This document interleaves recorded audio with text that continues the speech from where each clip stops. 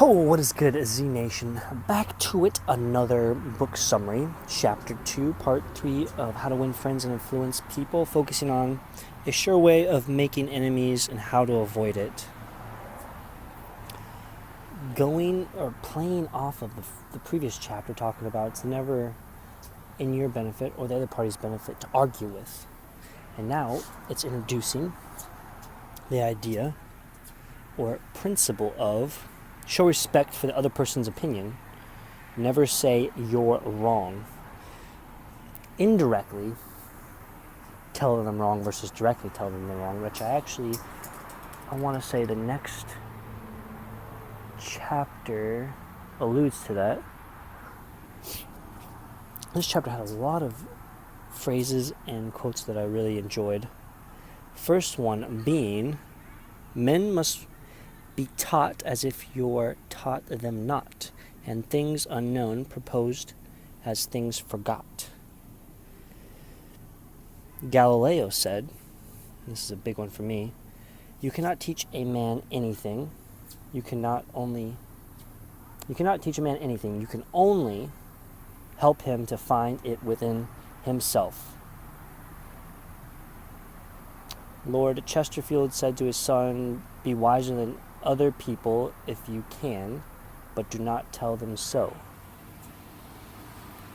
Socrates said repeatedly to his followers in Athens, this is all me too, I like to say this, or I like to think this, one thing I only know, and that is that I know nothing. Boom! Powerful, empowering statement indeed. There's magic, positive magic in such a phrase as, I may be wrong, I frequently am. Let's examine the facts. It certainly dials down the tone and coming across in an aggressive manner to present facts that would show the other party that you're wrong, but it's certainly a very diplomatic way in doing so.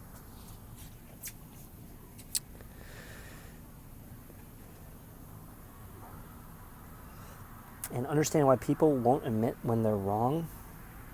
James Harvey Robinson, who wrote the book The Mind in the Making, does a really good job of mentioning this, saying we sometimes find ourselves changing our minds without any resistance or heavy emotion, but if we are told we are wrong, we resent the imputation, the accusation, and harden our hearts. We are incredibly heedless in the formation of our beliefs, but find ourselves filled with an illicit passion for them when anyone proposes to rob us of their companionship.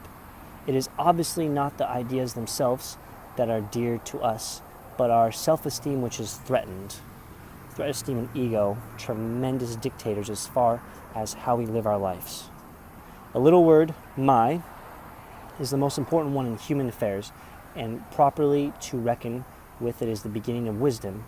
It has the same force whether it is my dinner, my dog, and my house, or my father, my country, and my God. We not only resent the imputation that our watch is wrong, or our car shabby, but our conception of the canals of Mars, or canals of Mars, of the pronunciation of Epictetus, of the medicinal value of salicin, or the date of Sargon the First is subject to revision. We like to continue to believe that we have accustomed to accept as true, and the resentment aroused when doubt is cast upon any of our assumptions leads us to seek every manner of excuse for changing to it. The result is that most of our so-called reasoning consists of finding arguments for going on believing as we already do. Boom, boom, boom, empowering. It's again holding the idea, and because we hold that idea and we do not want to admit we are wrong for fear of damaging our own self-esteem, we come up with arguments or excuses behind holding on to that idea to shadow and prevent our own self-esteem from being affected.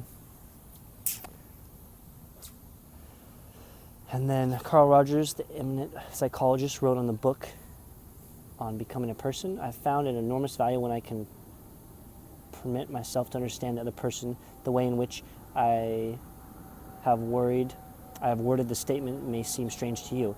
It is necessary to permit oneself to understand another. I think it is our first reaction to most of the statements which we hear from other people is an evaluation or a judgment rather than an understanding it. I'm big on this one, as I always aim to put myself in that person's perspective, whatever they say, in order to better understand where they are coming from. To go on with what he was saying, when someone expresses some feeling, attitude, or belief or tendency is almost immediately to feel that's right, or that's stupid, that's abnormal, that's unreasonable, that's incorrect, that's not nice. Very rarely do we permit ourselves to understand precisely what the meaning of the statement is to the other person. I really like this chapter. There's a lot of highlighted. I'm going to try and just say a couple more. One thing I'm going to aim to do here is wordage. Benjamin Franklin mentioning how this is one of the biggest habits that led to his success, as far as not admitting directly to somebody that they are wrong. So this is quote Benjamin Franklin, I even forbade myself the use of every word or expression in the language that imported a fixed opinion, such as certainly and undoubtedly. I actually used certainly a little earlier in some text conversation I had, so I'm gonna stop with that one. And I adopt instead of them, I conceive, I apprehend, or I imagine a thing or to be so or so, or it is so appears to me at present. I have become so busy defending my position on the new system that I had left them no opening to graciously admit their problems on the old one. The issue was dead. Profound, indeed. Continuing on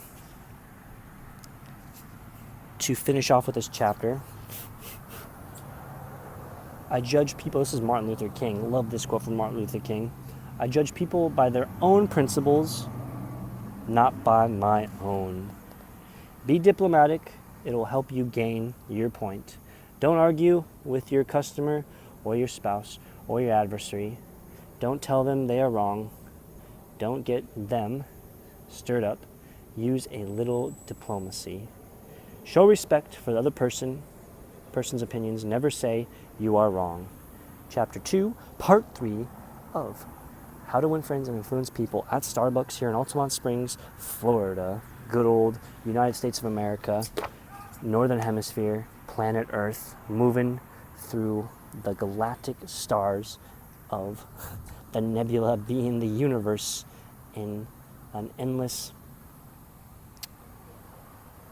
arena of vast spectacles that the human mind leaves to every single one of each other's imaginations. Peace.